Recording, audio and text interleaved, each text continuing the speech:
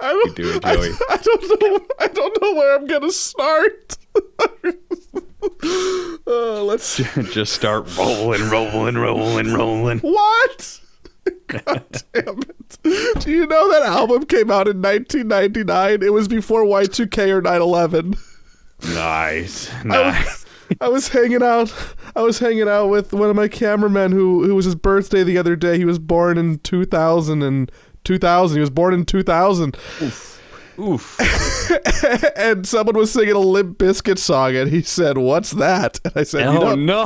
You don't know about Limp Bizkit?" And he's like, "No." And I'm like, "Oh boy, not only do I feel old, let me play you some Limp Bizkit songs." And do you know anything more embarrassing than playing a Zoomer, just a bunch of Limp Bizkit? They look at you with this judgment on their face, and they go, "You listen to that?" And the answer is yes. This is what the old people listened to back in the day? I had Limp Bizkit? a CD player with a physical CD that went inside from 1999 that played Fred Durst music sometimes. It's amazing I didn't turn into some kind of skinhead, honestly. Yeah. I know. I mean, I feel like there's a few more steps there in between Limp Bizkit and Skinhead, but you know, I did it all for maybe the nookie. you did dodge a bullet. I don't know, dude. Good luck finding out where I'm going to start the show now.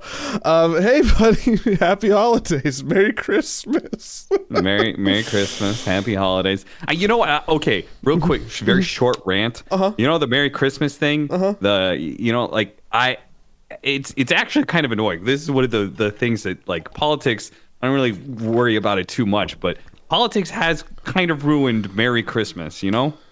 Because now all the people on the right are like very, very like, it's not Happy Holidays, it's Merry Christmas, you know? And like they like to go around and be like really shove the Merry Christmas in people's faces. And now I've been second guessing. I really I said Merry Christmas the other day and I was like, or Happy Holidays, you know, like whatever. And I was just like, wait a minute, every single time and I just like say Merry Christmas, are people automatically assuming I'm being a dickhead about it? Yeah, they've ruined it for us, right? I pick and choose based on how much I know about someone, which is why you just heard me say both, because I realized midstream what's appropriate. But for the broader audience, Happy Holidays. I'm inclusive. Look at me. I'm a kid who knows about Limp Bizkit. This guy's virtue signaling right now.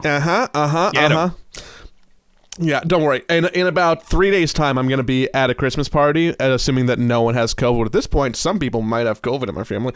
And I'm going to get a lot of like, "Oh, Merry Christmas, Joey," in the exact way you just did. And I'm going to be like, is that illegal? Is that illegal now? Am I not allowed to say Merry Christmas anymore? Can I say that? Can I say, is that going to be okay? My dad, my uncle's also Elvis. I don't know what kind of voice this is.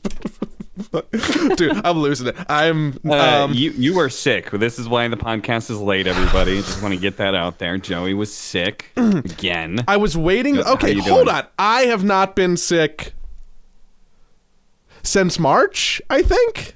I think that's true. I'm okay. So I'm annoyed by something. Let me do something that I love to talk about and also hate to talk about. You got COVID?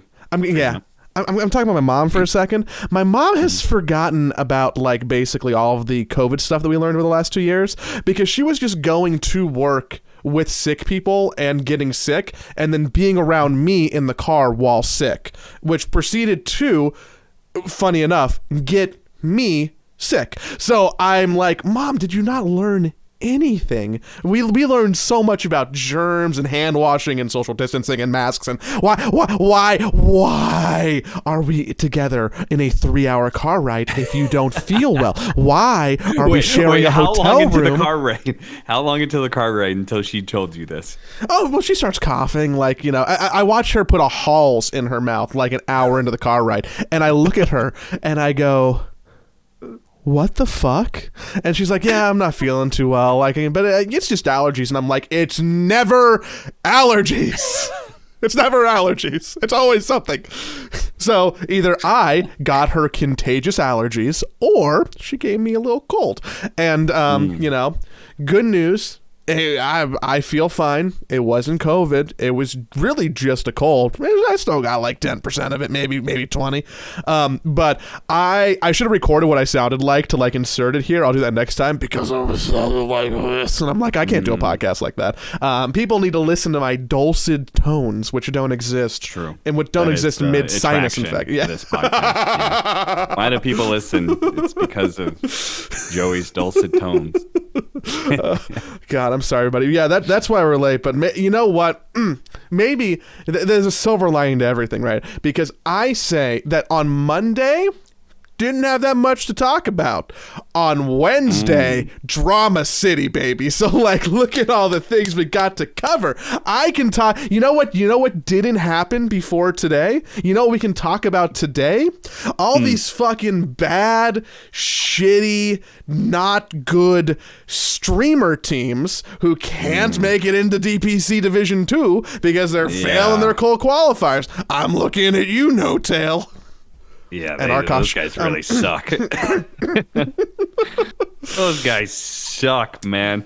Dude, how's your week been, buddy? None of the meme teams made it in except for Fart Studios, which I'm actually very happy with. Like, of course, like, you know, like Arkosh, like I wanted them to get in. Ideally, I wanted both of us to get in because I do care about those guys. I actually would go so far as to say is I love some of those guys and I wish them all the best success. So I'm happy they got in. If not us, then at least them, you know?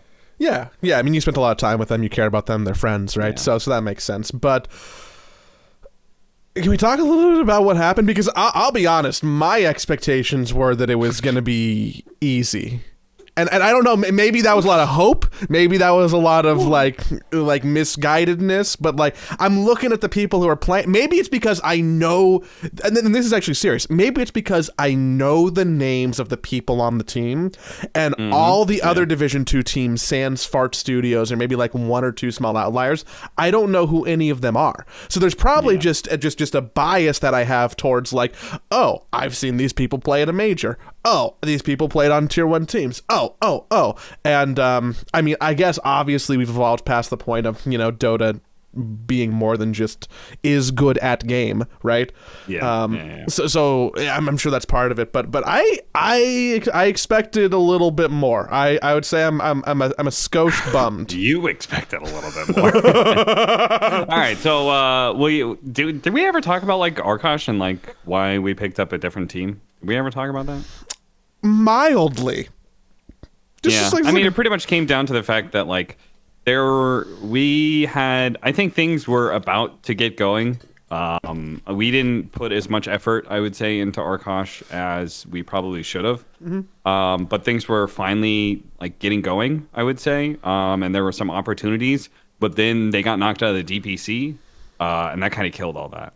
So Steam kind of ran out. Things got pretty toxic. I would say, and in general, I think like I don't know, the whole situation just felt kind of bad. So I think that we talked about it and talked about like, okay, what like if we want to like keep doing Arkosh, like what does it look like as a business? What can it look like as an actual business? And we brought SVG on to kind of help with that, and like if we want to keep doing this, like what is our idea and how do we actually make it successful? And basically, it came down to the fact that there are all these esports pro players. Like, we haven't quite seen it yet, but there's going to be very soon a period of time where all these esports players, these like legendary names, have retired, but like still kind of play on the side, sort of thing. You know, they don't really want to like keep playing professionally, but they do still play the game because they love it. And how to be able to like utilize that and keep people like engaged in like their favorite players that they grew up watching even after they retired. And the idea was kind of basically these kind of teams that can apply to any esport where you basically have retired pro players and they just play on kind of like a meme team. They play on some like lower tier. So for Dota, it'd be like the second division, lower division, whatever they call it. For the DPC, specifically NA, because NA's a lot easier, I would say. It's good streamer content. By the fact that that literally OG the fucking Seb and Notail couldn't get through Europe. That I think that says a lot. Like you just can't. Meme teams can only work in like certain regions, I would say. So not America or Europe, I guess. Yeah, and there was an opportunity to work with like Qualifier and stuff, and so we just kind of like did that. And I think we still wanted to do like we basically wanted to do 2 Arkosh teams.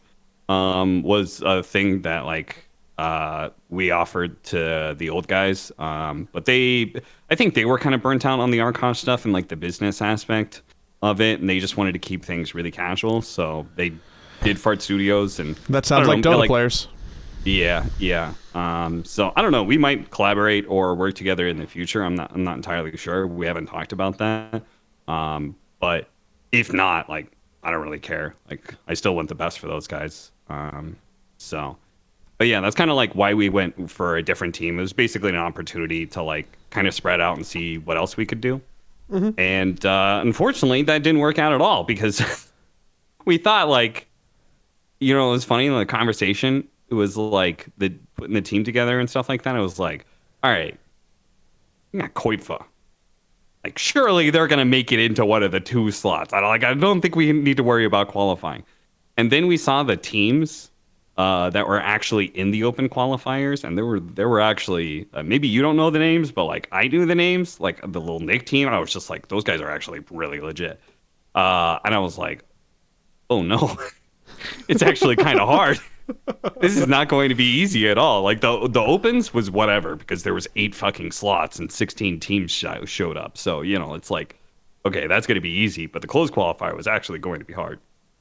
And because I think there are better teams. There might be more good teams in the closed qualifier than there were in the lower division. That's a take. Yeah, I kind of actually feel that way. That like there are definitely teams in the lower division or maybe even the upper division that like may not have actually made it through that closed qualifier. So. But yeah, I don't know. Things. What happened with the team specifically? Well, what didn't happen? Did Arkosh not have like a holdover Division 2 spot from last year? No, apparently no, because they got kicked out of the DPC. And the only thing that we thought you would keep a close qualifier spot, but apparently it's entirely new every year. But like during the middle of the season, if you get kicked out, you hold a spot in closed qualifiers. Is I think how it works. But when the whole new season, new year starts, it's entirely fresh. Which I mean, didn't matter one way or another. Again, open qualifiers with 16 teams. It's like, and there's going to be a lot of teams that can get through that. I'm surprised more like collegiate teams didn't try and play in that, because I know that there are some not bad ones that exist right now in North America, but it seems like they maybe they just were playing on other teams and scattered around the more. Yeah, I feel like collegiate teams are like you get 1 or 2 or 3 like kind of semi-pro players, and they kind of carry the team. But like when it comes to them actually playing, they have like their own actual team that they want to play with. Mm-hmm. Yeah. That is my impression of collegiate teams. I think that's the case almost all the time. Which is probably what we saw here. So, what can you even talk about in terms of what's your post-mortem on the closed qualifiers? Don't get high before your games. That's a good one. That actually happened. Heavy got paid $80 to do edibles before their closed qualifier game against Fart Studios, and and he did that, and he was apparently rolling deep in the middle of the game, and I didn't actually talk to the team very much at all. That is actually the part that I kind of enjoyed about this, is that like as much as I loved hanging out with the other guys, it was kind of nice because this group of players, like, I'm just not as friendly with, right? Mm-hmm. Yeah. So I was just able to kind of like, kind of separate my feelings about like their success. It's like, good for the organization, but I don't really like personally like pull for many of those people. Like I kind of know Koifa, I kind of know Excalibur. I would say I'm definitely friends with Monkeys. I'm friendly with Zach, Z Freak, and I like him. I don't really know Febby. And I don't think I'm gonna get to know Febby too much after this, because I think getting high, I can't. Again, I didn't speak to the team, but I would imagine getting high for one of your matches was probably not good for team morale. I think that probably did fracture and probably break some team dynamics there. So. Yeah. And in general, I think people were rusty and didn't practice well, and they didn't scrim at all beforehand. So, I mean, this was a team that was put together very last minute. So pardon my ignorance. Yeah. Was that like a stream donation? Like, dude, I'll donate you $80. Yes, that was a stream donation. $80. That's all it took. If I'd been there in Febby's stream, I could have countered with $90 not to do it, and who knows what happens then. But oh my god, like I'm really struggling to have words or to understand. I know. That's how I felt too. But we're supposed to be talking. We're supposed to talk right now, and I can't. I had to talk to Febby the next day about it.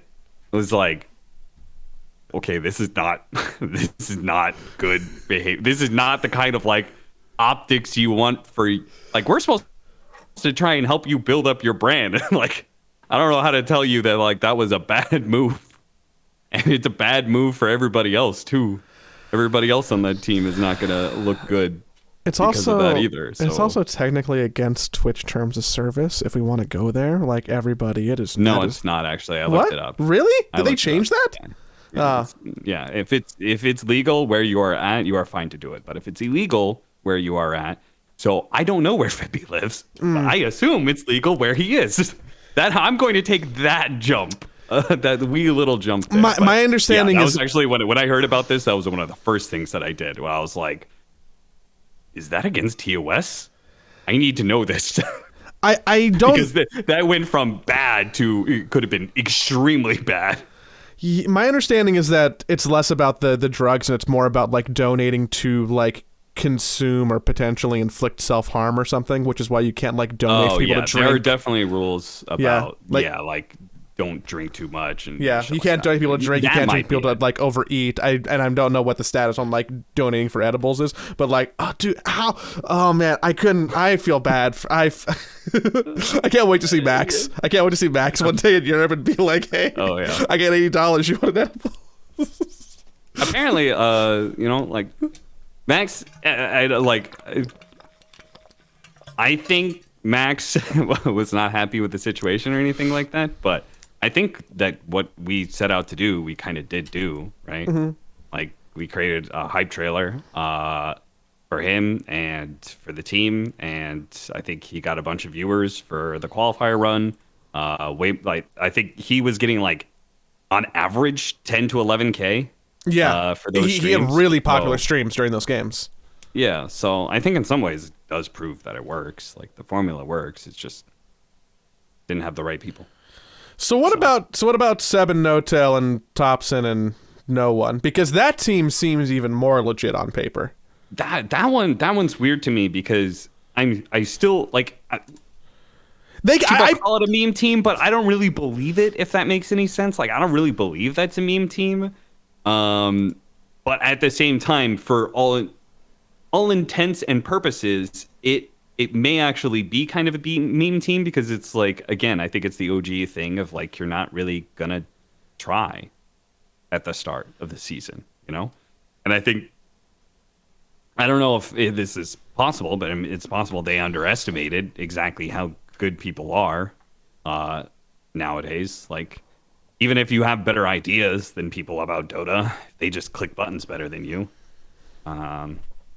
So I don't know how much like they scrimmed beforehand, and maybe they also may have found that like that team just doesn't work. So we'll see if like if no one or MSS, because I'm assuming the trio, they obviously know their trio can work together. They won 2 TIs, but Yeah. they may find that they don't mesh well with MSS or with no one. So, How much do you think Seb is like malding? I think he's pretty mad. Yeah. Yeah. I think if that we on this podcast would just been like, oh, those fucking guys come into it, think they're hot shit, think they're gonna, and then they just get trashed. What a bunch of, they're washed, they're losers. I think we'd probably get some angry messages, because yeah, I can imagine it probably wasn't a good shot to their ego and stuff like that. But I also legitimately kind of wonder if they just didn't practice that much. And I also kind of wonder if, like, ultimately, if they are at all going to take a serious run at things, that this is only going to motivate them. I mean, the last thing you want to do is underestimate OG ever, right? The last thing you want to, because that just fucking seems to pull out the absolute best in those guys. And their best is world champions form. So, yeah. Whatever, meme team or whatever they are, they got knocked out. At the end of the day, is this going to change what they look like at the end of the year? Probably not. And congrats to Wish on making it to Division 2. Yeah. Wait, you're talking about the player? I'm talking about the player. I'm talking about the player, yeah. Over Notail and Seb. Why is that? Why are you pointing that out? I don't know this. No, for no particular, like, they've been muddling around, and I like the team with Spartan and Wish. Oh, that's it. Okay. I didn't know you were a Wish fan. I was like, is there some inside joke that I don't know about? Is there some top and puppy dynamic that is happening here? We're just enjoying the underdog story. That's it. We're just enjoying. I mean, I love seeing Spartan winning, man. I love seeing that guy win. Like if I could pick and choose the winners in Dota. I'm not personally really that invested in 95% of the players, but there are some players that maybe I'm a little personally invested in, but I also think they're just really good for Dota. And Spartan is one of those guys, I think Ad Finum winning Boston Major was like one of the peak points of Dota, It was an underdog. It was a team that was interesting to watch, full of like guys that were great to be able to talk to. Interview wise and stuff like that. So yeah, Spartan's definitely one of those guys that for the good of like Dota as a whole, if I could just put him on a top tier team, I would do it. Ad Finum did lose the Boston Major to OG. Yeah, sorry, not win, but I mean it felt like a win. They won our hearts. Yeah, they won our hearts, and they went way farther than they probably ever should have, and that's fucking great. It's true. God, it's wild. That major had like MVP Phoenix and Digital Chaos and Team NP. Yeah. Old Complexity. Oh. Pre-rebrand EG. That was in 2016. That tournament happened 6 years and a week ago. Oof. I know. Yeah, my career is getting old. That's how I think about that. Because I feel like in some ways that was like that was TI 5, TI 6 is like where I kind of like made it. And then I've just been kind of continuing to make cruising along ever since. So that's a long time. Do you know what you're doing next year yet? Can I even ask that? Do I need to cut this out? No, it's fine. You can ask it. Still toss up in the air. We can talk about the fact that we actually did a bid for the SADPC. Who's we? Me. I don't know if I want to say all the names involved in it. Just because I don't know how they feel about it. But I'll say you were Avery, included. Okay. Yeah, me and Avery, and then one other person, and then we got another group of people involved. So we kind of did like a bid for the SADPC just because we thought it was interesting. There was this whole thing that Bowie put out, and I had heard about this too, that basically they had been shopping around the English broadcast to people, and it seemed like nobody was interested in. No organization, no like normal like we play BTS, ESL, like Dota Pit. I guess they did it last year. So they were the people who were doing the South American DPC were looking to subcontract out the English broadcast. Is that English the situation? Broadcast. Okay. Yes, correct. Okay. Correct. So we're just talking about the English broadcast. So the SA DPC is run by a company called ESB, I believe. I didn't really know a ton about them, but yeah, there was like basically a gap for an English broadcast. And Avery and I kind of talked about it. We thought we could put something together that could, like, if we could, basically the biggest struggle for anything like this is, can you get the sponsors for it? And we thought we probably could. And if we could get the sponsors, then we can get people paid, right? That's like that was, for me, in some ways, one of the biggest incentives is not just like, I'm not even sure how much casting I would have done for it. But if I could have arranged, a setup where we get a big enough sponsor that we're able to get a lot of people paid, that's just good for the talent scene overall and the Dota scene, right? Like, the better the broadcasts these are. I also think, like, South America is probably, this is going to be the most interesting year for South America that it's ever been, because now it's not just a one-team region, it's at least a two-team region. They have new sponsors coming in. We've got Alliance, and they got that EG money there. Yeah, and there are some other reasons why it's an exciting year for South America. So, I think it was like, okay, this, like, we want this, like, it's good for the Dota community to be a good broadcast. I think we can make this happen. So I spent a good amount of time putting together like a proposal and stuff like that. So we actually bid for the SADPC. This is why I was being kind of squirrely about what I was doing next year, because I wasn't sure how much time this would take for me. So we did that. We put in a proposal. We had I think we had a pretty good shot at a sponsor for it, and we had, I think, a really hype setup here, where we would have had some like premier talent that would have been on the SA English broadcast, and I think it would have drawn like a lot of attention for South America. Unfortunately, we didn't get it. Somebody else did. I won't go into the details why. I thought about, like, when I first heard about this, I was like tempted to just like, lay the whole entire thing on blast, but basically it came down to there's like a talent blacklist of sorts, and the people that I suggested, some of them were on that list, and so they didn't want to work with them. And that's fair enough. I'm not sure if I like talent blacklists, that concept, unless it's Toby Grant sort of things. But whatever, all right, you don't want to work with certain people, like that's just business. Okay, that's fine. So I was a little mad about it at first, but I'm over it now.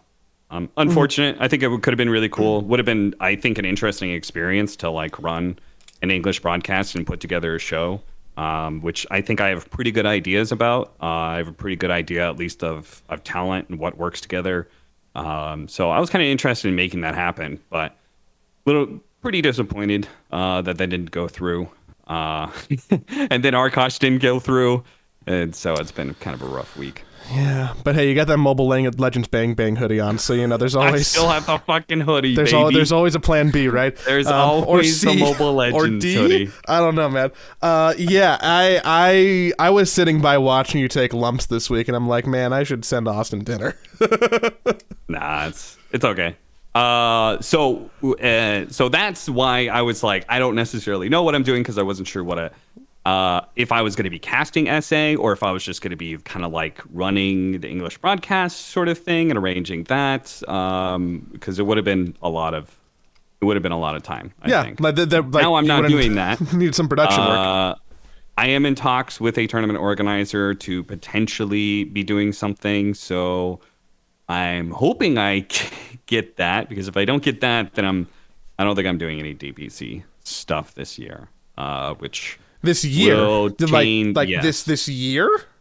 Yeah, I mean, tournament organizers hire for the year, right? It's like just simpler that way. So if you don't get into a DPC, then like I guess that's true because the only people who didn't hire for the year last year were ESL, and they aren't doing anything this year. DPC wise, right? So everybody else is. They like half of their talent they hired for the year, and then like some of the talent they hired for like half of the year, and then hired a different batch of people for the other half of the year. So, yeah. But yeah, I hope we're gonna be doing something. I still haven't like completely confirmed that, so I don't know. But if I'm not, then we'll figure something else out. Well, in case you're curious, nobody has contacted me at all, and I'm okay publicly saying that I have fielded 0 offers from any tournament organizers, and I'm not upset about it. But I just wanted to share because I mean you were sharing, so it felt fair to me to reciprocate that. I mean, to be honest, just Joey, hosting is a very competitive gig. I was trying to do color casting. Yeah, I think you did a very good job at TI being a host for the morning show. But unfortunately, there's Nat T, there's Sheever, there's Snare. You know, it's tough out there. Are you making a diversity argument? What? For you? No. We need more white males in the talent scene. Yes, that's what I was trying to get at. Yes, that's what I think. Specifically, straight white men too. We should really focus in on that as a minority. The world's just not fair for us. I know, right? God. Hold on. That's a joke. Okay. Anywho, moving on. I do actually hope that Snare gets a job this DPC season, though. Fingers crossed for him. I think that he was actually one of the shining stars from the LCQ situation from TI. So. Oh yeah. When you say L and C, it makes me think immediately of League of Legends. LC, S, dude, hold on. Yeah, LCS, LEC, yeah. Let me do my favorite thing and have a small LCS aside because people want to hear about League of Legends. That's not true. Okay. People are curious about general esports stuff, I'm pretty sure. Mm-hmm. And do you know when the LCS is broadcasting now?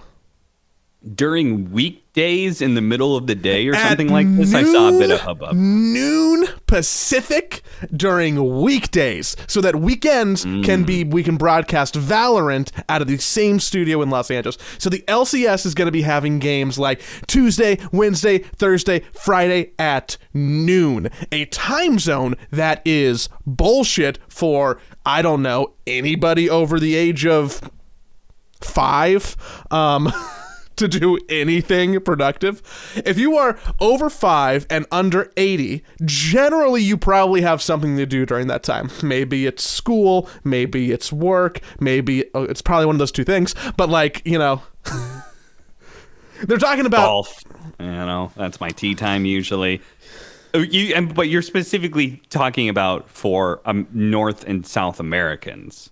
I'm talking about who would be watching for the LCS. So my first thought when I saw this schedule was that they see more value in trying to capture European audiences than North American audiences for the North American League, right? Because noon PST is 9 p.m. European time. Mm-hmm. I know Europe doesn't have one time zone, but like most of Europe is under that area. Only London counts. Only London counts. So it's either 8, 9, or 10 p.m., which is like, if it's, a weekday, I feel like that's actually reasonable that you could get some of those viewers. Yeah. But why are they trying to capture a European audience for their North American league is kind of weird, but maybe they have the stat numbers that like NA audiences just aren't there, but European ones are. I mean, we see that in Dota, obviously. Like, they're a much bigger audience for MOBAs in Europe than there are in North America. So I think we're going to see a really interesting year for League of Legends esports in North America, not just because of the time zones, but also because Riot is suing FTX, who hasn't paid them, for literally hundreds of millions of dollars of revenue that they are no longer receiving. Hundreds of millions of dollars over the course of multiple years that they are not receiving anymore. That just because of the whole FTX thing. So we got some serious like fucking public info about numbers over the last week or two. That was one of them, the FTX thing. That whole deal very public about how much money they were going to get, how much money they did get, and what's still owed, and all that sort of thing. And and I just want to remind everybody that once upon a time, didn't TSM get FTX, and then didn't Riot specifically be like, you can't have FTX on your things? Yeah. And then not long after that, they picked up a Dota team, which I feel like is probably tied to that, because Dota, you can obviously do whatever the fuck you want. So they're able to put TSM FTX on their stuff. I assume those things are related. But then not long after, Riot just picks up FTX as a sponsor. Hey man, with enough money, if you put that many zeros on a contract just to have your logo in game. So what Riot does is they brand a lot of like in-game events. So the equivalent for Dota, if you've never seen like an LCS broadcast, it would be like having the Honda Civic Roshan kill. And having to say that every time they kill Roshan, or the hey, let's check the Coinbase gold graph, because League of Legends, they check the FTX gold graph or stuff like that. Or my favorite is oh my god, it's a Bud Light ace, which they say every time that all 5 team members die. It's a Bud Light ace. That's how they brand stuff and make money. And apparently, when FTX is like, we will pay you hundreds of millions of dollars, you can make a lot of money, and you don't care about a lot of things.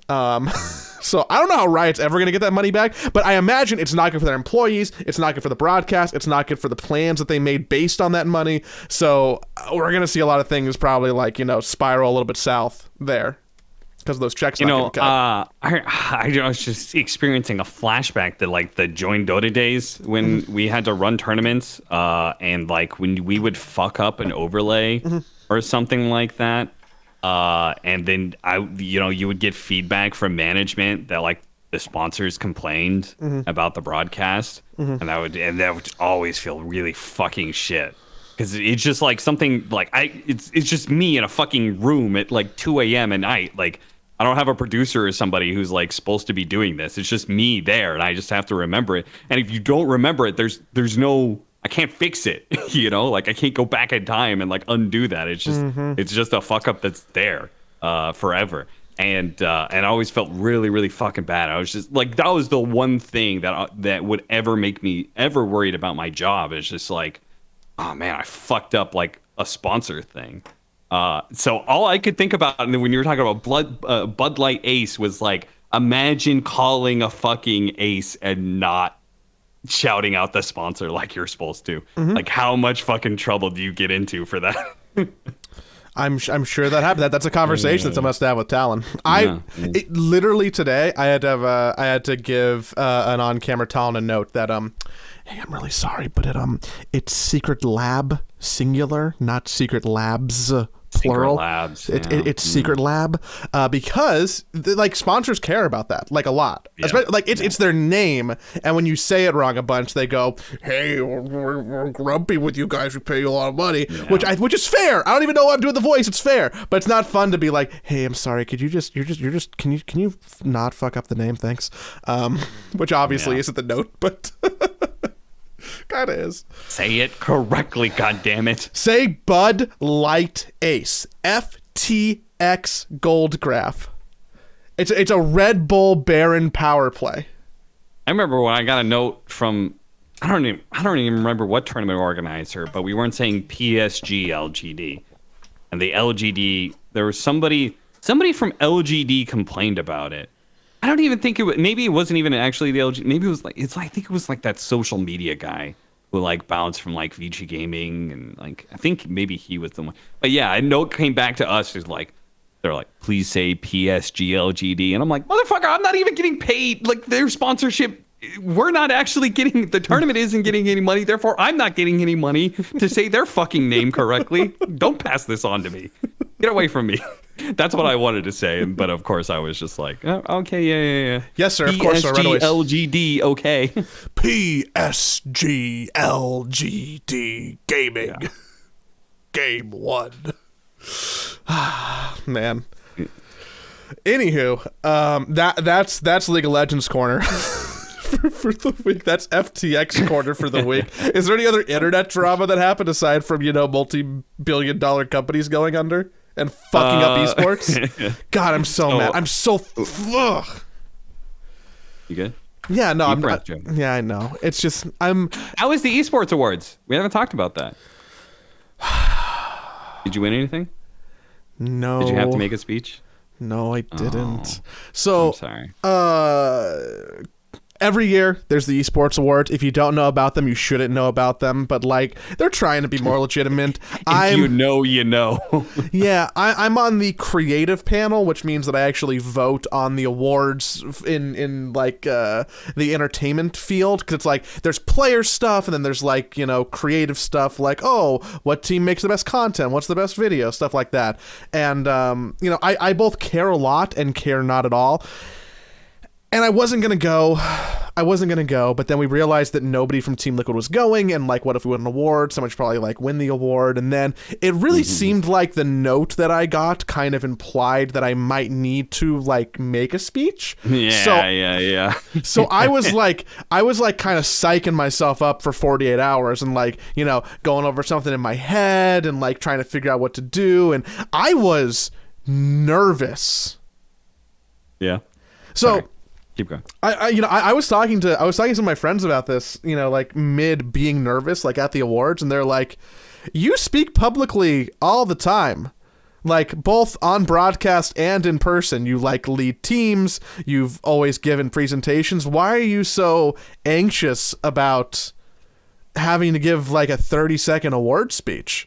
And I went, I don't know. I think my brain's dumb. I can't separate those two things. But I was seriously I was not a mess, but definitely more nervous than I have been in a long time at the proposition of having to give an acceptance speech. And then all of those emotions just right off a cliff because we actually didn't win anything we were nominated for.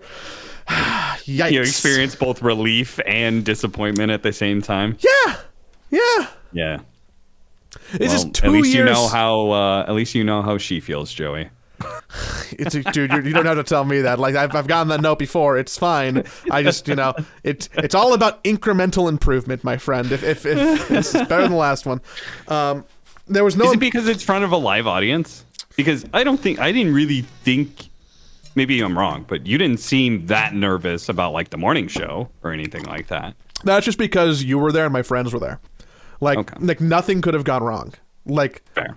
Nothing could have gone wrong. Yeah, you did have me there, so yeah. Cover your ass. Exactly. Do you think I could do that with a random person? I mean, probably, but also with way more nerves. Yeah. So real quick side note. I need this on record. Avery asked me if I was. They're recording the OG podcast right now. So no, I'm not free for the OG podcast right now because I'm recording my own podcast. This is real. This is a real excuse. I could not be there because I was here. Yes. There's no more rosters to leak, so it's fine. For the record, JMR did apologize to us for that. I know, but still me too. You said it was a very sweet note. So. Yeah. But yeah. So the Esports Awards, they happened. I went to Vegas. I was there for a couple days, hung out with some people, got some dinner. Didn't win any awards. Drank a little. Man, okay, so should I talk about this on the podcast?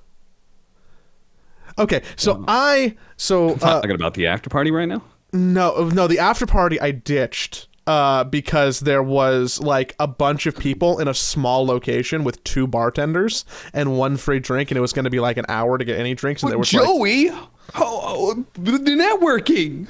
You need to networking. There's important people there to talk to do business things. To start a new company. I don't like doing that. My preferred way of networking is people come up to me and then go, hey, and I go, dude, what's up, yo? But for me to have to go to someone and be like, hey, how's it going? Unless I know somebody, I'm not about it. I'm not very good at it. It makes me uncomfortable. Never really learned how to do it. And there wasn't a lot of people coming up to me at the Esports Awards. I'm just, small fish. No one knows that I'm hiring, and, I guess, like, whatever. But, they could have like, try to smoosh me, but that's fine. You were the representative of Team Liquid, which is, I don't know, it's a pretty big deal to me. I guess so. So maybe these guys need to do their research before they go to these events to schmooze people. Exactly. I did get to go to the Taco Bell Cantina with the cast of the Paramount Plus hit show Players after the award show. Oh, so that's what I did. Cool.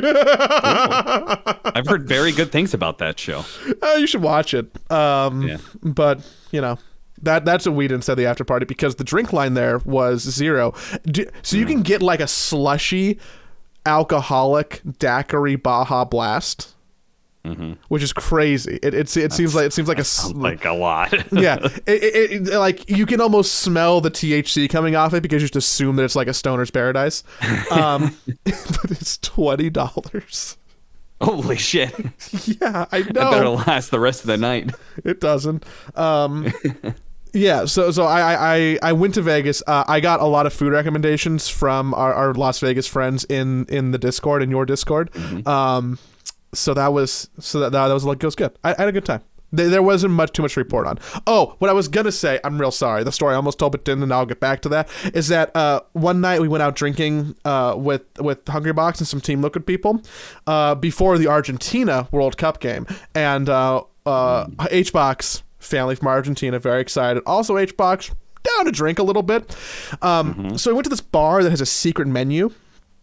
And it's a secret menu, like there's a little QR code hidden on like page 7 of like a 10-page menu, and if you scan it, yeah, I know it's supposed to be like really cool, right? Like, oh man, if you also the 10 pages for a menu, and they have a secret menu. This place does too many things. They do the thing where like they list like every type of liquor you have ever seen in your entire life. Okay. Yeah. So there's like 36 gins and 102 vodkas or something. For anybody, like I've never been a person who's been like, excuse me, can I have the Tanqueray 10, please? With extra Parabellum, what? I'll just have a gin and tonic, thank you. So you get on the secret menu, and because we're with like Team Liquid people, it's like a network thing. I put the company card down, and I'm like, oh, like I'll like buy a round of drinks. But somebody at the table who shall not be named, but maybe I named them already, is ordering off a secret menu for everybody. And the secret menu drinks are like kind of elaborate and showy, which is all code for very expensive. So one of the drinks at this place is a bathtub, a literal like plastic model bathtub. It's probably about a foot and change long and maybe 4 inches deep, and they bring it out on like a literal silver platter, and around the bathtub there's flower petals, and in the bathtub there's liquor, and then there's little like rubber duckies in the bathtub, and there's like fake bubbles, and then so one person brings out the bathtub, and then one waitress comes with a champagne bottle and fills the bathtub up that already has like some liquor and toys in it with champagne, and it overflows, and then there's a ladle, and you scoop it into people's glasses. But instead of sharing a bathtub, which by the way is $100 drink, because I think the champagne in it was not cheap, we had 3.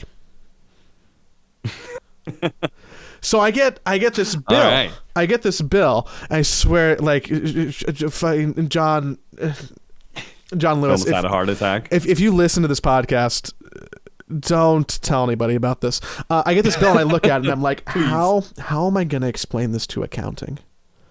How am I gonna explain this? How am I gonna explain this one thing to accounting? I'm pretty sure that this falls under the category of excessive. But Joey's abusing his card privileges. It was a networking dinner with talent who made choices that I didn't fully consent to, and I don't even like champagne, so I didn't have any. Well, that's the important part. You didn't enjoy the exorbitant drinks that you bought for everybody on the Team Liquid. Let's we don't have to sum it up. We don't have to sum it up like that.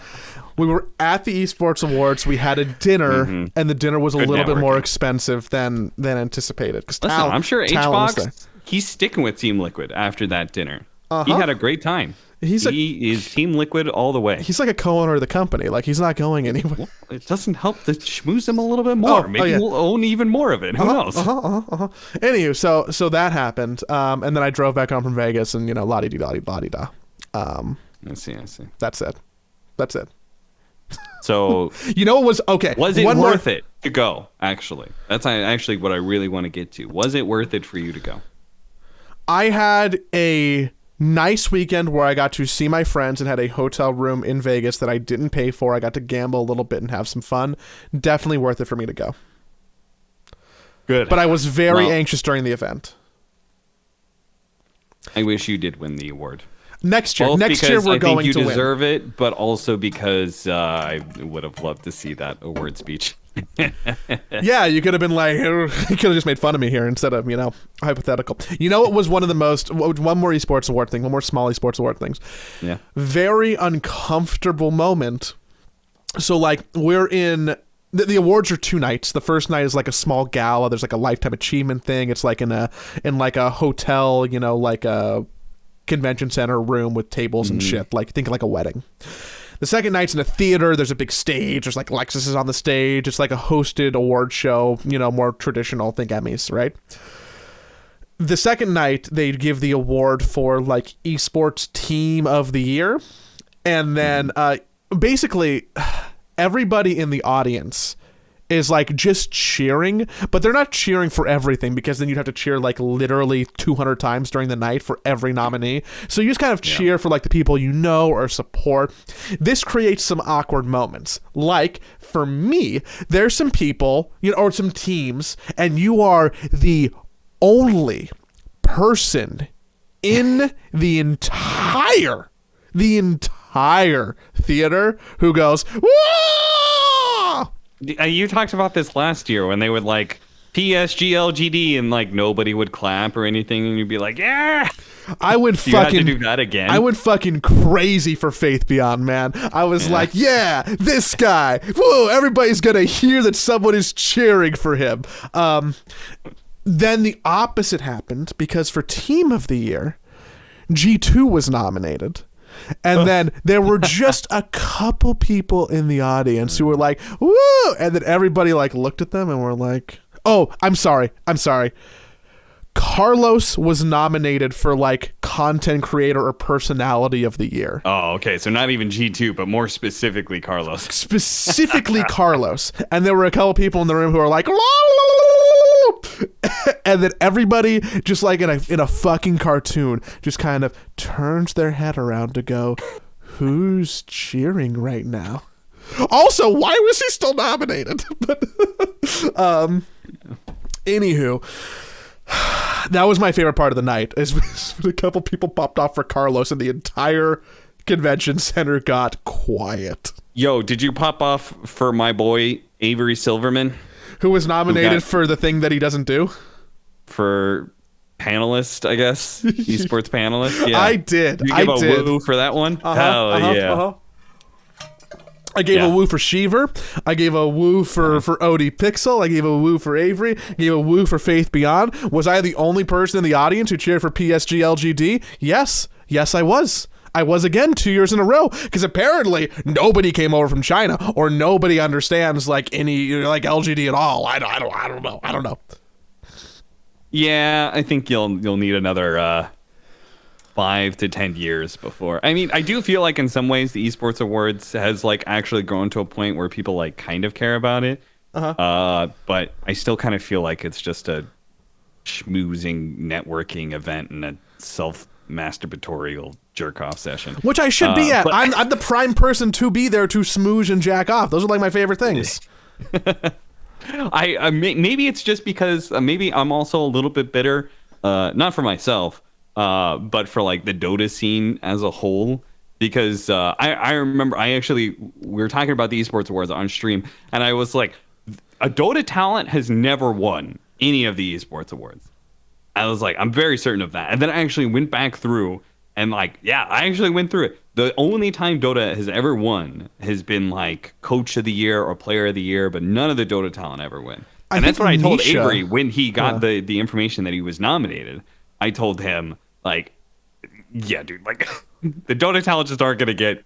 Like if Owen or Sheever haven't actually won an award yet, then like nobody else in the Dota talent's going to. I'm convinced of that. So until one of those two win it, I just don't think Dota is ever going to have the pull to get people interested. Yeah. Because they obviously don't care, because back in 2019, I had to pull it up. Back in 2019, the list of Esports Caster of the Year, who that year Henry G won, which great commentator. There's the list of all these people: Sadicus, Frostgrin, Papa Smithy, Montecristo, Courage, Maven, Henry G, Captain Flowers, Mr. X, Uber, Benson. If you know any esports, you probably know those names on the talent side. Those are all the big who's of like CSGO, Call of Duty, League of Legends. Like all of these fucking names are like, you know, the top basically commentators. Mm-hmm. And then for Dota, there is Casey Atchinson. And never fails to get a fucking laugh out of me, man. Esports Caster of the Year. That's who was representing Dota. Pansy, when she won her award for play-by-play of the year, did shout out Owen. Oh, nice. She's Very like, you know, I'm in this category with a bunch of people who are really, really good at their jobs. You probably don't get enough credit, like, you know, Owen and a couple other people. That's very nice. Yeah. I'm glad Pansy won. I think she's pretty cool. She's super dope. I don't think I've ever met her though. Super dope. Super dope. She's a very. I liked her casting in CS:GO. I don't follow enough Valorant to have an opinion on her casting there, but I assume it's good. Hey man, Valorant's the future. If you're looking at the next 24 months, it's all Valorant. Yeah, it's all Valorant. Sure. What else on the docket? Stick with the dying embers of Dota 2. I would rather be nowhere else. Truly nowhere else. True. What else? I don't know. I think that's most of it. Oh yeah, speaking of fucking Carlos, he doubled down too. He doubled down recently. Hold on, Austin. Double down means that you go back to something you did once and then double down. I don't know if there's quadruple down. I don't know. Does that word exist? I also think that it might be a quintuple down at this point. Yeah. Because I think like, I don't know. Is it like a fact? Is it like an exponential thing? Because he doubled down, then doubled down, then doubled down, then doubled down again. Because he came back onto Twitter and he's like, "Hey everybody, God, I'm suspicious of anybody who's like posting pictures of them like driving a Ferrari with like attractive women. Like that's just, you know, maybe I'm a little incel-y. I'm not. Maybe I'm a little incel-y. That's a big red flag. Yeah, he had some Discord DMs linked, not even like DMs. I think they were actually like in his personal like Discord for fans or whatever. He just quintupled down on like, yeah, I love Andrew Tate. That guy's the fucking bomb. And of course, you know, I'm sitting here judging based off of like everything that I've heard, basically the general internet opinion in clips, which honestly can't be taken out of context. Like almost no matter what, unless he's doing this is what misogynists say, and then says the misogynistic thing. But like, it's pretty hard to take those out of context. But then I actually watched a CoffeeZilla. If anybody knows that YouTuber, he does all the investigative reporting. He actually does some pretty cool stuff, I think. And I watched his on Andrew Tate. Apparently his whole shtick, did you know his whole shtick and why he grew popular was to sell his online school thing, Hustlers University? It's like the hard knocks, street knowledge way to get rich sort of thing. What is he that okay. Because all get rich internet schools are legitimate business and good. Yeah. That's kind of like why he blew up. It was because he was originally selling that, and he tried to make himself as talked about as possible so he could get incels to, you know, get into his fucking $50 a month school. And that's his grift. Man. Cool. Why have I not done something like that? What a shithead. You know what? You have charisma. You don't have that much charisma. That's like that's like real Jesus level cult of personality bullshit. Yeah. Yeah. Speaking of cults, can I I have an NFT based question. Okay. Apologies to the 3 NFT fans and the Sidepool audience. So I'm seeing this post from Nouns about We Play and like Kyle and Slacks on the Dota subreddit, and I'm gonna be honest, I'm a little bit confused about it, because what this tweet links to that people are commenting on is an unlisted YouTube video that says like proposal, and it doesn't look like something that is like meant for forward facing consumption. So I'm gonna I do not know any inside information about this. I'm gonna go off on a limb and say that this is someone fucking up a little bit somewhere and getting a lot of bad PR for something that could have been maybe something cool, but now we are kind of chopping off at the ankles.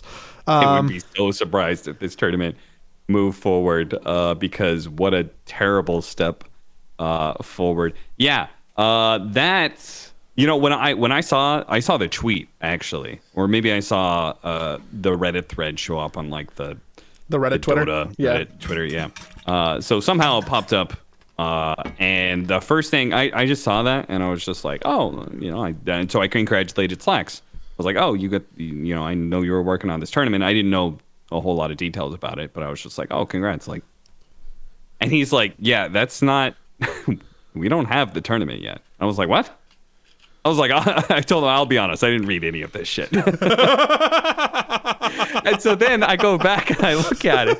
Yeah, that's a proposal, everybody. If you guys want to know what it's like to be behind the curtain a little bit, when you are trying to sell a tournament to a sponsor, it looks something like that. I don't know how you feel about it, but I felt like, I was like, this is one of the more well-produced proposals I've ever seen. It's very elaborate. Proposals normally happen with PowerPoint presentations. Yeah.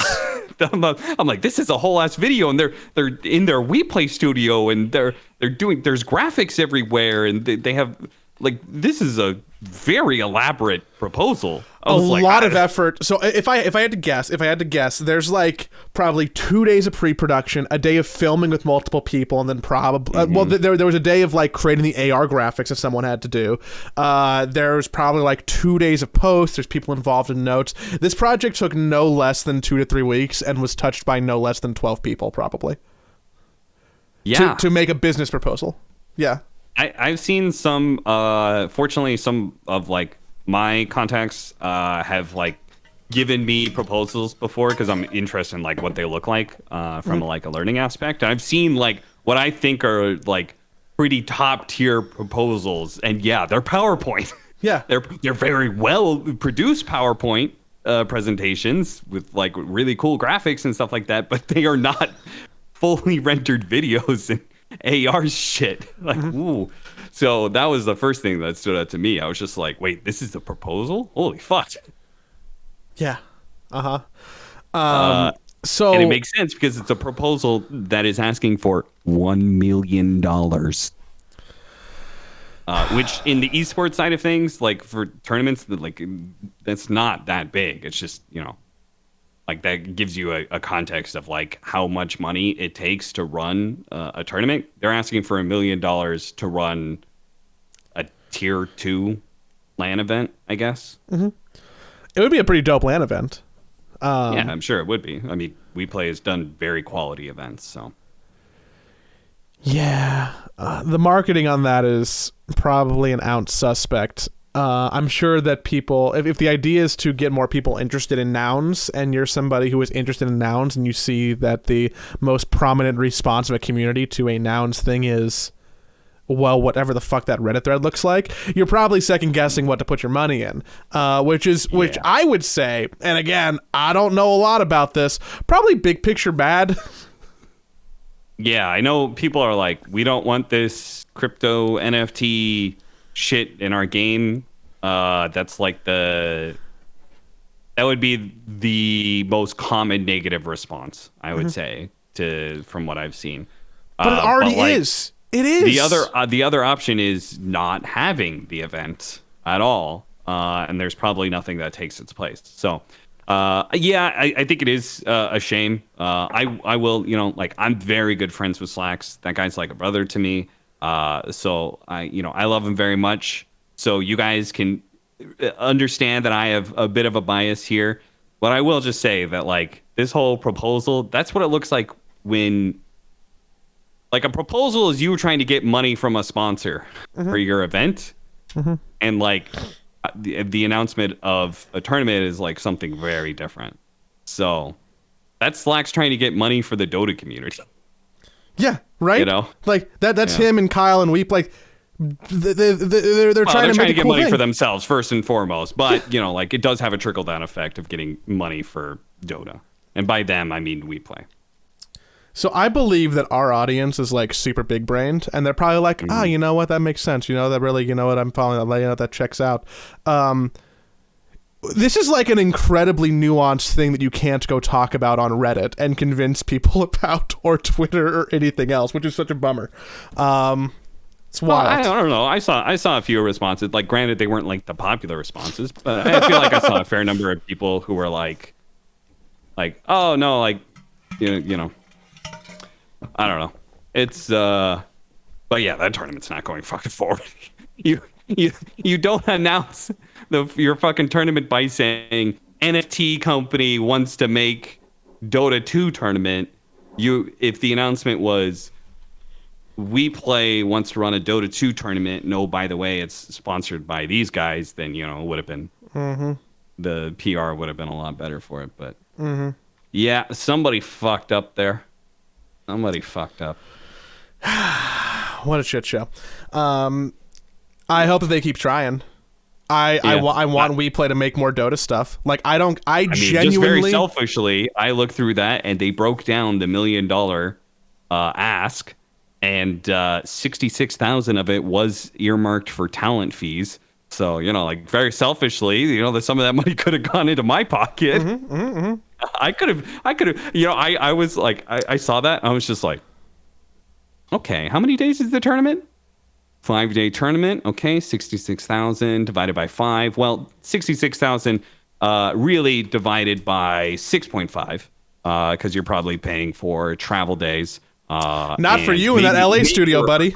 Yeah. True. But like, maybe it's 6 for travel days for some people, and maybe there's a rehearsal day or not. So you're talking about 11,000 every day. Then you can break that down into how many talent you're actually hiring. So if you were to say, I think I settled on 4 casters, 4 others. Yeah, eight's a good choice, right? Let's say eight talent. Yeah. So 66,000 divided by 6 divided by 8, 1,375. That's the number that I came up with that potentially was earmarked for talent per day. Yeah, and then that was what I did. That's what I saw out of it. But I think it also has other interesting numbers in it. Like, I think they needed 200,000 just to be able to get players and talent to the place to pay for the food and to pay for hotels or whatever. So I can't imagine this is I don't know how many teams they said, but I can't imagine this is the sort of thing that is like more than like 8 teams. So that gives you an idea of like some significant costs. Then they needed 200,000, I think, just for the prize pool. So you could see how things add up pretty quickly. And you know what's not included in that price? Because they have a studio, a venue. Imagine trying to have that when also having to rent, I don't know, a stadium somewhere. Like, yeah, these things aren't cheap. So their bit, the We Play bit, was 400,000, and then under that was listed, studio. So they are getting it in some way, like it is accounted for in some way. But yeah, obviously it would be way more expensive if they're renting out a venue. that Yeah. isn't their own. Yeah. Yep. So, that's fun. I don't care who sponsors the Dota event, with very few exceptions. Like, I'm not happy about the purely Saudi Arabia funded stuff. Wouldn't be happy about like a Kremlin funded thing. Maybe, but like, who can look, one of Team Liquid's biggest sponsors is Coinbase. Am I going to throw glass stones am I going to throw glass stones in my glass house?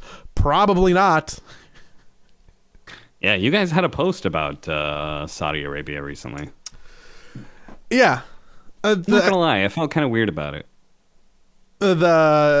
It's interesting because it went out right before Blast World Finals, which happened in UAE, and basically the message is like, look, these, like, we can't tell these players they can't not play in the event, otherwise they won't play for us anymore, because there's like, $500,000 they can go play for. Like, we have to do right by our athletes, but also we're attempting to do right in all the other ways that we can to ensure that they have, freedoms and safeties and not covering events and blah, blah, blah, blah, blah. That's obviously a really bad job of summing that up, but yeah, it's hard and nuanced, obviously. Yeah. I'll be honest. Like, I actually liked your guys' first post about that. Second post made me feel a little weird about it. I almost felt like I was like, this is a little like, we want to do this, but don't hate us for it, sort of thing.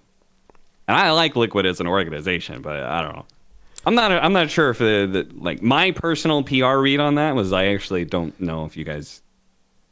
I feel like you guys should shut up about it. If PR wise, I think at this point in time, if you're doing it, like, well, you're fucking doing it, and there's nothing that's gonna make that better. It just is what it is. I think that pieces like that are generally really good in response to a topic that everybody is talking about and that is really inflamed. Like, if there is like a PR crisis going on, or like it is the hot point of a community, I think that maybe part of what you're feeling is that wasn't the most zeitgeisty thing, and we really put it front and center. Yeah, right? That might be it. Yeah, like no one else is really talking about it, but we're like, hey guys, we're still thinking about this. And I have thoughts. My thoughts remain the same. You pay me enough money, I will go. I'll be honest about that. If NFTs pay me enough money, I'll get my meta wallet out and just give me a couple of them. Yeah. If Nouns was we wanted to sponsor. I'm not ready to retire yet, No, but if you did, that'd be sweet. Like 30, early 30s retirement. Go find a beach, buddy. Kick up. Yeah. Imagine if I was independently wealthy and I could make that move. Damn. People would be like, look at that guy. He's standing up for what is right. But the truth is that I was just secure enough that I didn't have to make those moral decisions. Yeah. Is there anything else we want to touch on before we wrap out the year with one last Patreon question? Sometimes I have to use this podcast to like talk about things, to like get them like somewhat publicly like known, so like there's a reference somewhere. So I got to talk about something. I specifically didn't want to talk about this because it feels drama YouTubery, and I didn't want to be involved in this, but you know how I am. I actually don't care if people hate me, but I do care if they hate me for the wrong information. Okay. Yeah. At least hate me for the right goddamn reasons, No fake news. No fake news. All right, so I haven't told this story yet. There is a YouTuber / Twitch streamer called Henry Dota. Henry, you may know him as Raw Dota. I know you know who it is because he has shown up on Reddit threads a number of times. People have complained about him multiple times, and he also, I don't want to like spread falsehoods, but if I remember correctly, he was like specifically like banned by Valve because he was so toxic and like he had multiple accounts or whatever the fuck. Anyway, I had run into that guy a number of times. I actually don't really feel like he griefed too many of my games. He's just like one among many other NA Dota goons. There's definitely people who have ruined a lot more of my games. How does he relate to Quinn on that spectrum? Quinn doesn't actually. Quinn has ruined one of my games, and I reported him for it. Good. Doing the right thing always, buddy. Well, I mean, the thing is, like, it's just like if you're going to grief, you get a report. That's just how it works. All right. So the story. I ran into this guy recently in a pub. Actually, let me start even before that. At TI, I had some. I have given this feedback. I think.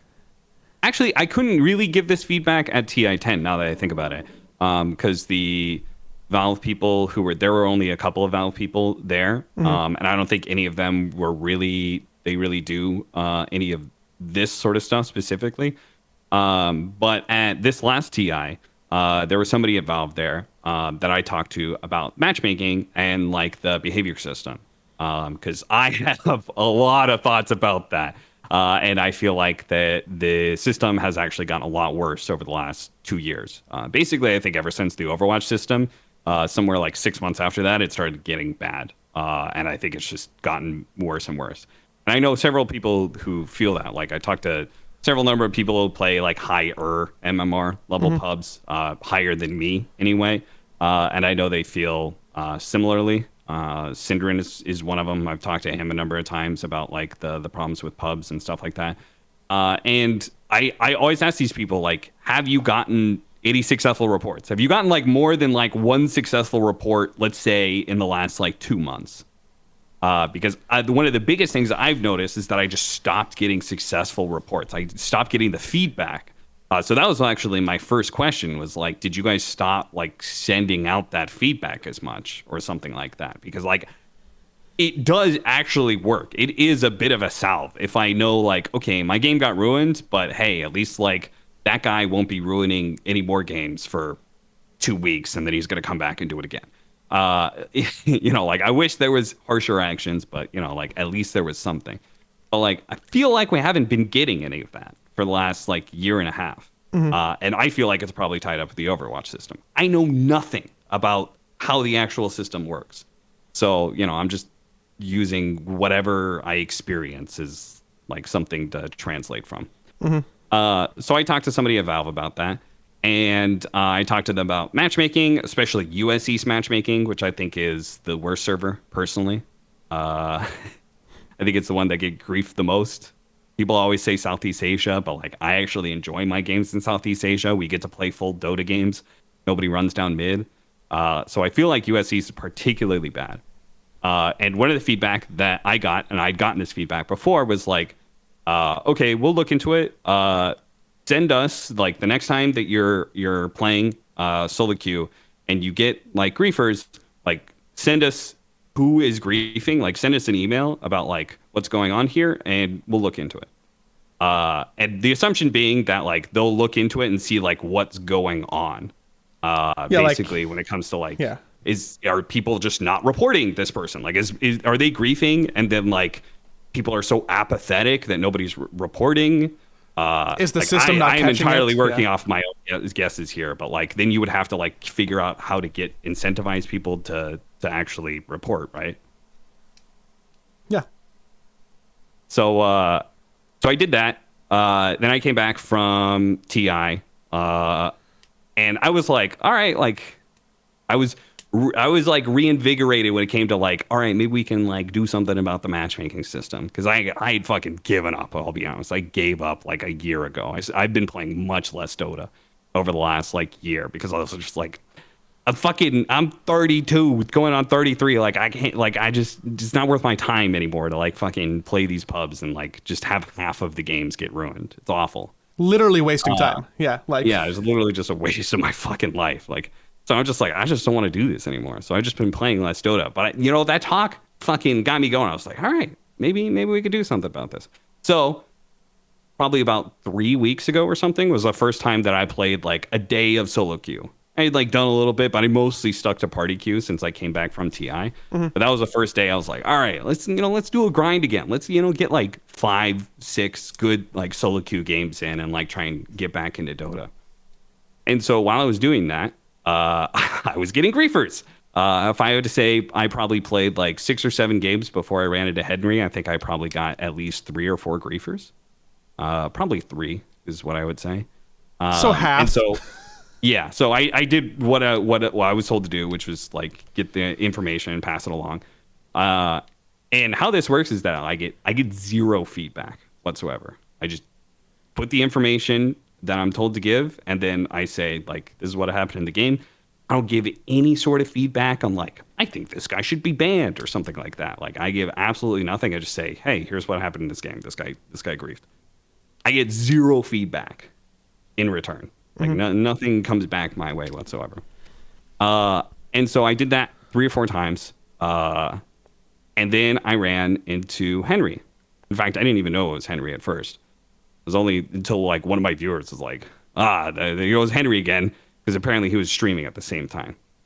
And I was just like, motherfucker, because like this guy had been like well known for like game ruining and like account buying and all this sort of thing. And the last I had heard was that he was supposed to be on like some redemption arc, you know, like no more of that PMA, like. He got his account back or whatever the fuck from Valve. He got like one account. He's only playing on that one account and he's not griefing games. And so I was like, all right, motherfucker, like what? He's supposed to be on the redemption arc and then he just like goes and grief my game. And so I did the same thing that I did to all the other people, which is I put in his information, sent in what happened, like who he was, what happened. And, I, of course, was like mad about it at the time, but like I just did what I did for any of the other guys. Yeah. And again, I've gotten 0 feedback from any of this. I have never gotten any indication that this does jack shit at all. I just assumed that this had been used to like look into the system, and then somebody had seen like, oh, people just aren't reporting, and like. Well, whatever, system's working fine. Like you're being a helpful citizen. You're being helpful, and that's it. I'm trying to be helpful, but at the same time, I've also gotten 0 feedback, 0 indication that this is doing anything at all. And then the very next day, Henry gets his account banned. Yikes! I heard about that, and I was like, "Holy shit! Something happened." Oh boy, that's a salve. That's a big salve. So that happened, and of course, Henry's viewers put 2 and 2 together, and they of course like pointed to me. That guy got you banned. He did it. It's his fault. He called up Gabe and got Henry banned.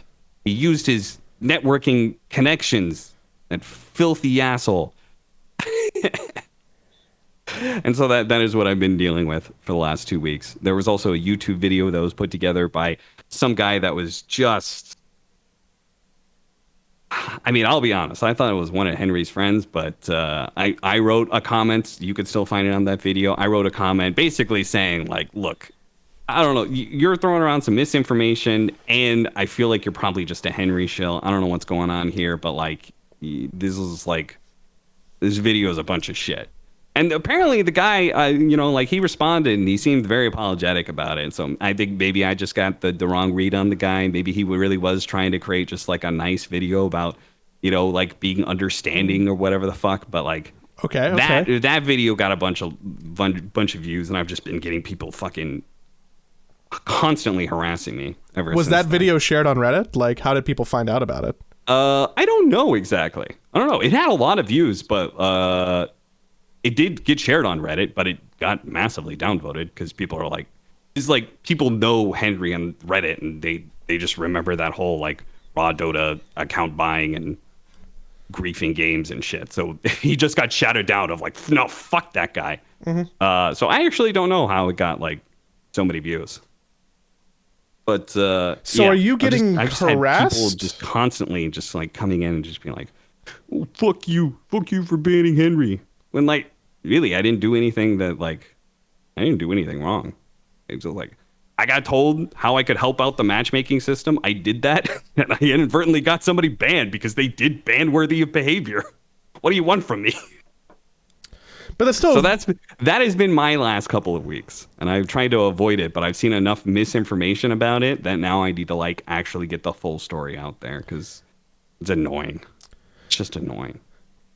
I mean, that probably makes you less excited to stream, right? Because you're going to look at chat and people are going to be like, oh, fucking cat. I mean, I don't really care about that. You know what it is? I actually don't care about that too much because, like, I usually just flame them and then I ban them. It's pretty one-on-one, you know? I don't mind fighting fire with fire. I have no problem with that. But you know what it actually... I'm not trying to conflate these things. But what it actually just reminds me of like the Toby situation.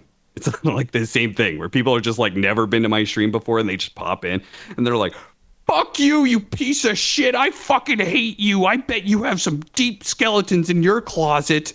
Bet you're hiding something, you know, and then it's tiring. I tell them they're a moron and then I ban them. It's, you know, it's like it's the same kind of person coming in and doing that. That part doesn't bother me. It does bother me when I read somebody legitimately asking like, wait, what's going on here? And then they get fed some misinformation and then they're like, and that just makes me look like a piece of shit. And I'm just like, no, that's not actually what happened.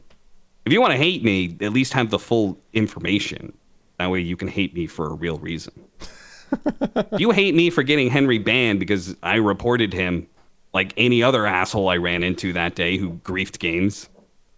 All right, fine, whatever. It's not that hard not to grief games, guys. Not that hard not to be racist. Not that hard not to grief games. Just, you know, just be a human being that recognizes that they are operating with other human beings in this space. Doesn't mean you have to be perfect.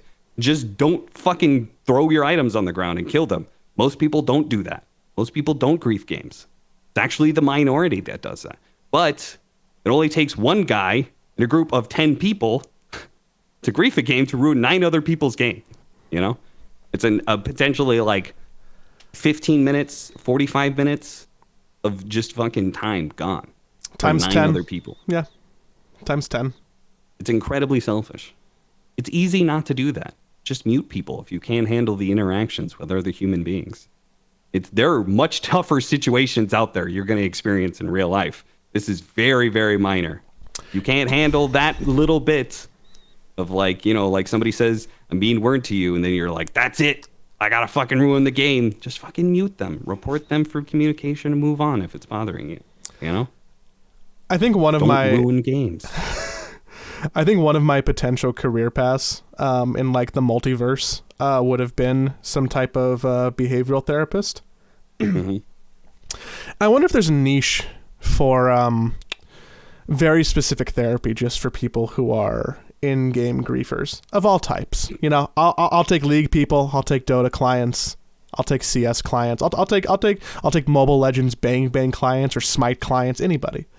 But I wonder if there's enough people who are like that mentally distraught and show that behavior to where they would find solace in like a very specialized therapist who is a gamer and understands what's going on and tries to help them. I don't think they want the help, though. To be honest, I'm not like therapy works like both ways. You know, like you have to want to do it in order to get the help, you know, that you're wanting. So I don't know if they actually want that help, but you know, I'm sure there is. I mean, there's the fucking esports psychologist guy, the guy who's on Twitch that was working with EGs, and he does some interesting videos that people should definitely check out. But yeah, I mean, to be honest, because I feel like it's just like incredibly selfish, right? It's just like I'm the protagonist of this story, and I'm the only real human being, and everybody else is NPCs. So my actions and what I do and how it affects others doesn't really matter. Well, that's what I think when I go to the mall. I see all those people, and I'm like, they're all just on so dialogue loops. There's so many NPCs. There's so many. They're just walking around. God. So what? So someone's gonna clip that out and put it on Reddit now and start more drama? I hope not. But this is just that now I have this in an audio format.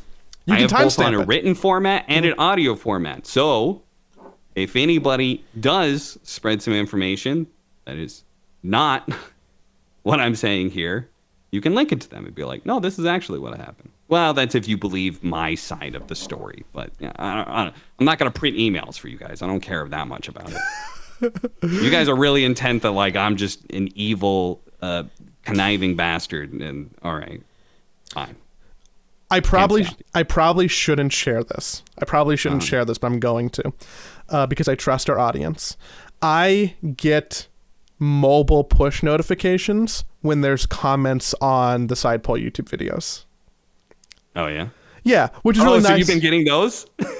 Which is really nice because you know, sometimes people ask questions. Sometimes, like, we say things on the show and then people, like, legitimately respond with, like, advice or knowledge, which is, like, everybody who's ever done that, I truly appreciate it. I think it's, like, really, really cool. Sometimes I actually like it when we get corrected on, like, some stuff. Or, like, when we talked about I actually learned that one of my friends here in Los Angeles, like, actually grew up in St. Louis. So, like, she was telling me about, like, that experience. So I like that sort of thing. That's cool. Yeah. Exactly. So, like, that's really rad, right?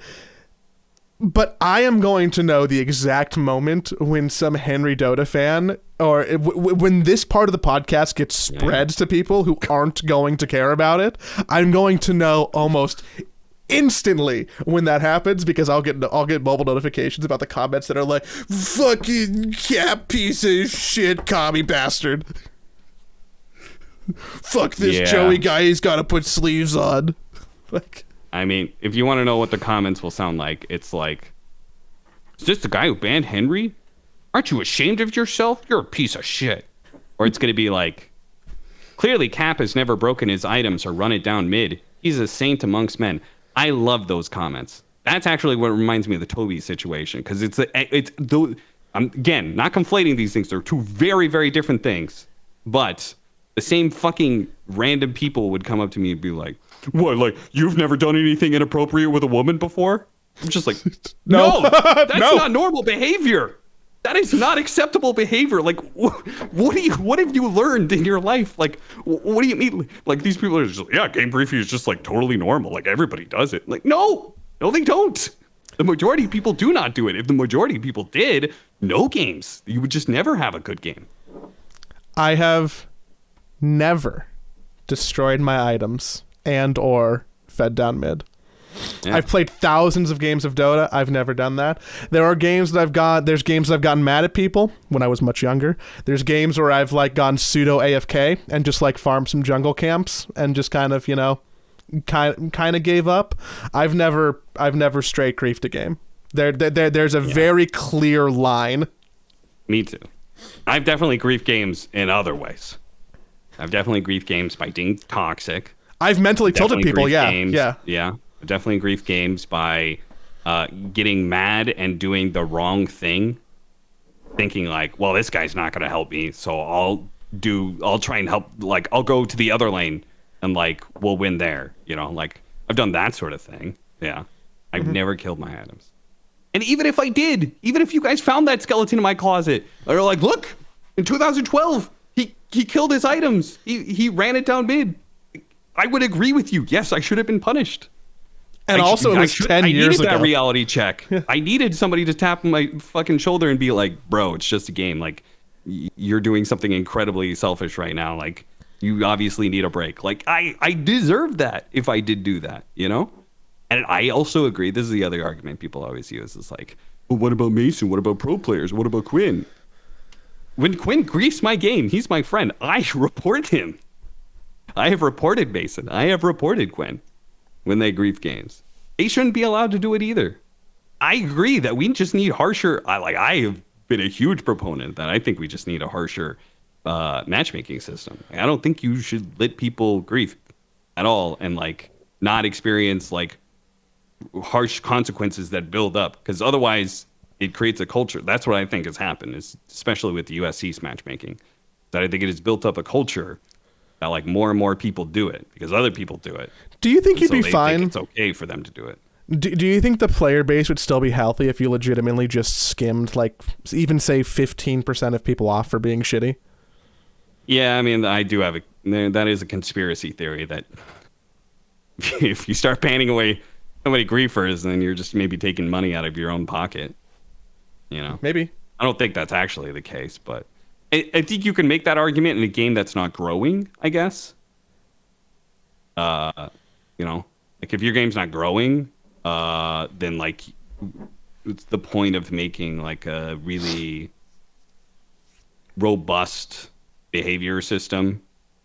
If it's not like you're not attracting new people into the game. We're all fucking locked in with each other at this point. True. So I don't know. But that I don't know if I necessarily believe that, but I think it just more has to do with the fact that there's just, I mean, it's not Riot, right? Like Riot would have like fucking individual people looking into games, and like That happens. they go way too far. I've actually like there was a Riot thing where like I remember Sing Sing actually like called me out on some like Riot thing. We maybe have talked about it on the podcast. And he said it would be like the equivalent of like because it was something about like champion, like somebody was playing a champion in a role that like was considered griefing sort Good of code thing. switching. And I was just like, that just like deprives people of innovation if you set that out. If you specifically as a developer say you can't do that, right? Maybe if a majority of the people like inside of the game report that person, then like maybe that is a little bit more of a eloquent way to like set those kind of rules. Like, oh, you get like you play techies mid. But that was exactly the Sing Sing said it would be like if you had a techies mid. I'm like, I've had those people. And some of them have owned with it. I actually don't think I've ever reported for somebody for techies mid. I'm always down for something new to be done in my games. I've had in fact just the other day I had somebody like they're like, oh sorry, like yeah, DK support is garbage. I shouldn't have picked that. My bad. I griefed the game. I was like, I don't care. It was something new. It was something interesting. Now I can say when I see a DK in a support in a pro game, I could say that's garbage. I saw that. That's shit. I have a very vivid memory of reporting somebody who played at like a safe lane one position Bane. I was like, you know what you're doing and this is really bad. That's funny. I mean, you got reported plenty of times, I'm sure, for your Necrophos jungle strat, so. Hey, I've gotten reported for things that are legitimate too. Like I've gotten reported before for like jungling or not jungling. I'm sorry. For like playing support Wraith King. Just for like people who like just don't get it. Yeah, that was a thing at some point in time. Offlane Wraith King was definitely a big thing.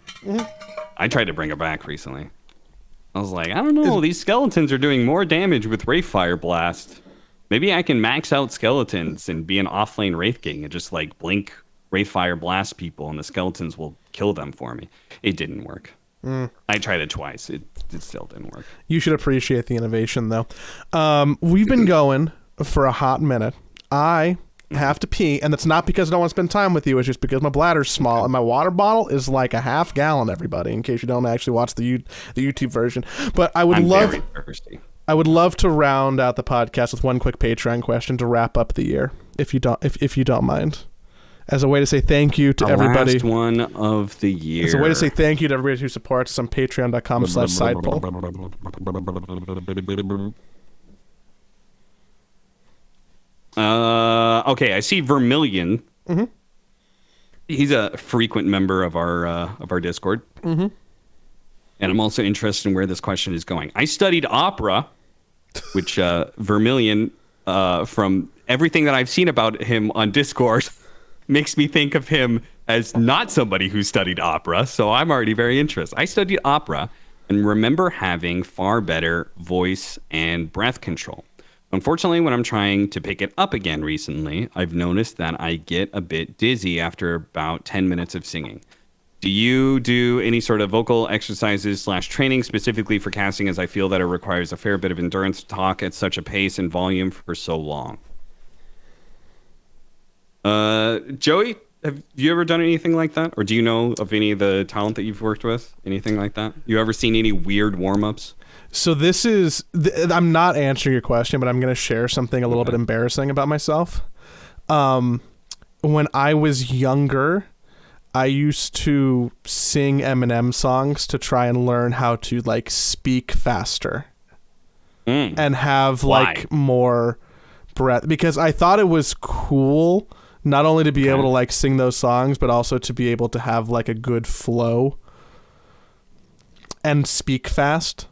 Because I used to trip over myself a lot when I was younger, speaking. I had a pretty bad lisp, and there's people who probably still notice it, but it's much more subtle now. I think I'm told, I know, but like it was pretty bad when I was young. So one of my they used to have like vocal people who would come to elementary schools, and you would get like pulled out of class for an hour to do like basically vocal coaching. To try and train you on like where to put your tongue and how to not, lisp or flap or gap or anything like that. So one thing that they said is like, oh, like if you like any type of rap music, you should just try, singing some of those songs and like rapping like that, because it will actually help you like connect your brain to your tongue a little bit more. So I took that advice and actually did it. So there's like a handful of Eminem songs that I know, and others that I can just kind of spit out. I'm a real mensch at karaoke, but I don't do vocal warm-ups for anything. Have we ever done karaoke together? I don't think so. Oh, I was actually fix that at some point. I was at karaoke on Saturday. Well, I went to a new place in Koreatown. I'll name it. It's called Rosen. It's by the people who made Pharaoh, which is one of the most popular karaoke lounges. They had exactly one Blink-182 song, which I think is fucking unacceptable for karaoke. It's a travesty. They had actually no music that was like my childhood alt-rock music. Could anybody have done Ocean Avenue? No. Were there any Bare Naked Ladies songs? No. Were there any Eve 6 songs? No. Were there any Sum 41 songs? No. And I'm like, why the fuck are we even here?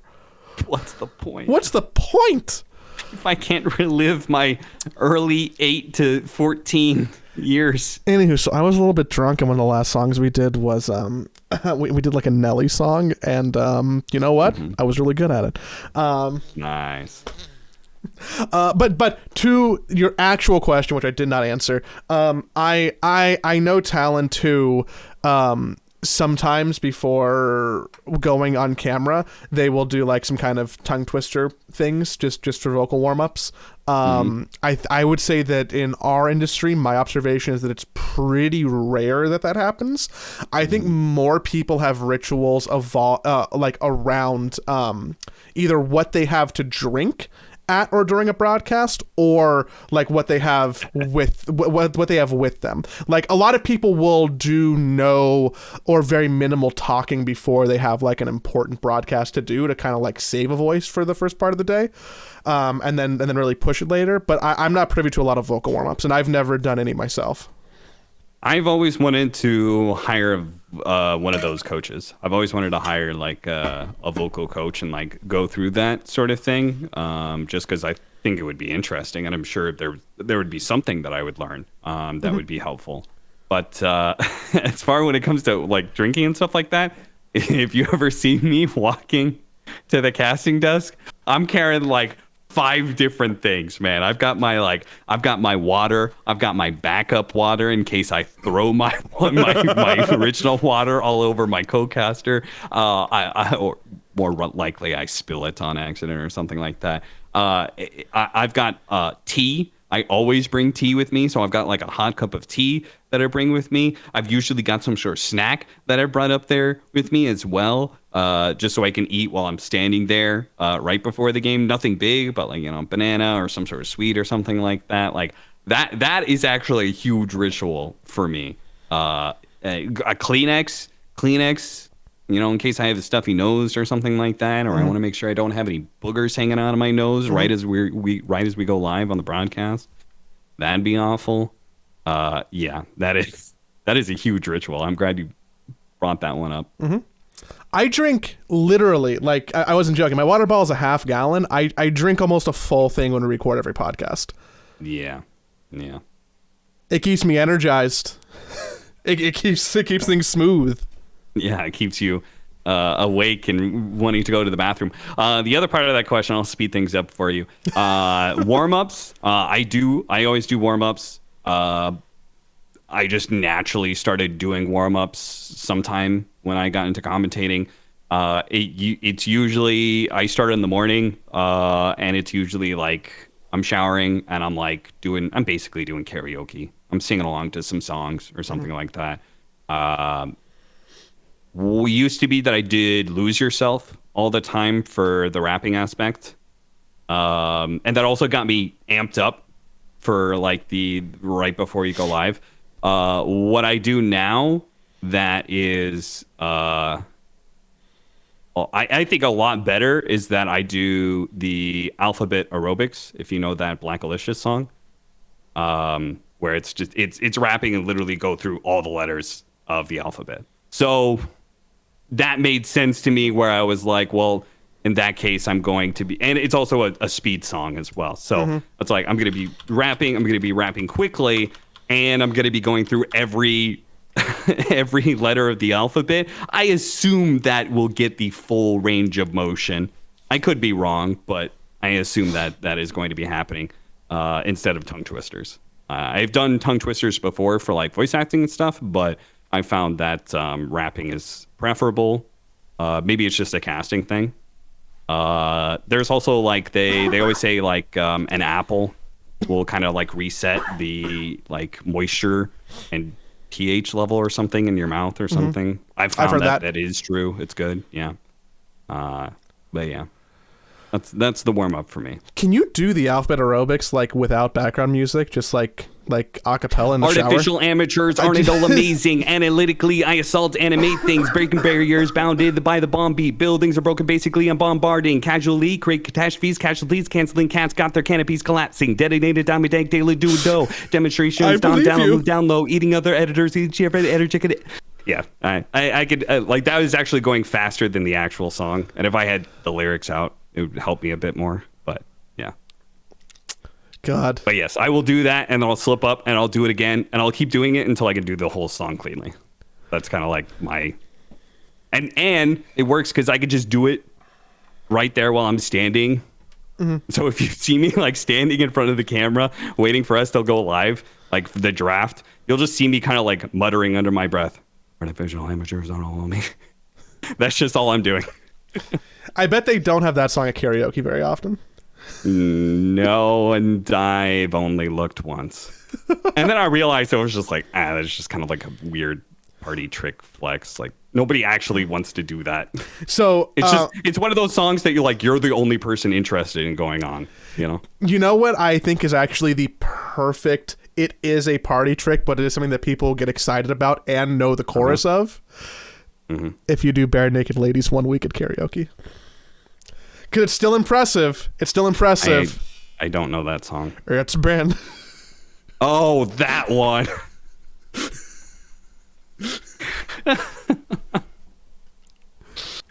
All right. Anywho, maybe another time. You can't find it at Rosen, though, if you're looking for karaoke in will Los try Angeles. and, we go to karaoke, we'll do that song, and I'm great at karaoke because I will sing along no matter what it is, as long as I know the lyrics. And even if I don't know the lyrics, I've done this a couple of times where somebody puts in a song and nobody else knows, and they're the only person up there, and I feel really bad. And so I just go up there with them, and I'm like, yeah. And then I just kind of like make my way through a song I've never heard before, just working off the lyrics that pop up on the screen. God, you're more fun at parties than I am. Everybody, thank you for the fun year. I'm not saying that because I have to, because it's the end of the year. I'm saying that genuinely. It's been an enjoyable one. It almost feels like things are, in a post-COVID way. I'm excited about next year. It's been fun to talk at you and sometimes read comments. You're cursing us, Joey. That's not real. That's not real. Everything's getting better. Okay. Everything feels so much more normal. I was just in Vegas. We traveled to TI. We were in Singapore. And didn't even wear a mask most of the time. Didn't a bunch of people at TI get COVID?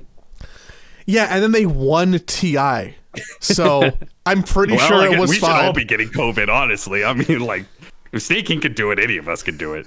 Must be the COVID.